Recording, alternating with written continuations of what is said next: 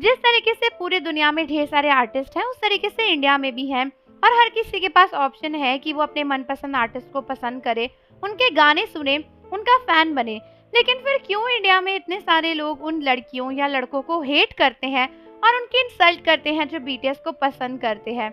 और क्यों इंडिया में बीटीएस को लेकर इतना डिस्क्रिमिनेशन है कि इंडियन बॉयज उन लड़कों को या फिर उन लड़कियों से बात भी नहीं करना चाहते जो बीटीएस को पसंद करती हैं?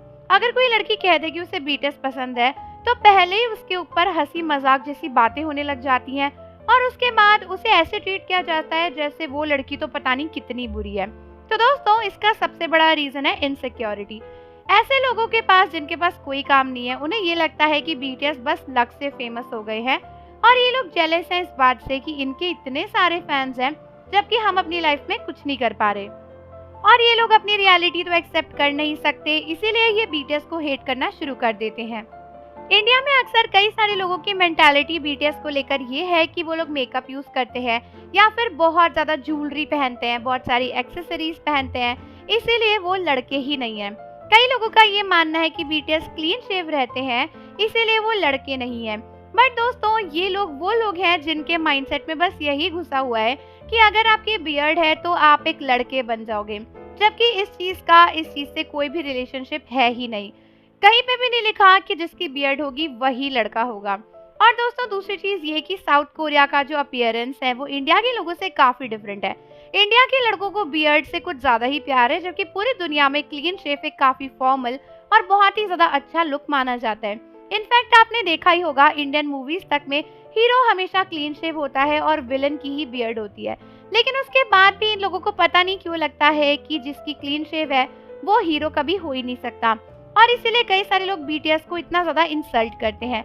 दूसरी चीज, इन्हें काफी बुरा लगता है कि किस तरीके से बीटीएस इतना मेकअप यूज करते हैं, लेकिन इन्हें ये नहीं पता कि इवन इंडियन इंडस्ट्री में और हर एक इंडस्ट्री में कोई भी इंसान इतना सुंदर नहीं होता है और कैमरे के आगे आने के लिए मेकअप करना ही पड़ता है। कल को अगर इन्हें भी शूट के लिए जाना पड़ेगा तो इनका भी मेकअप कर दिया जाएगा।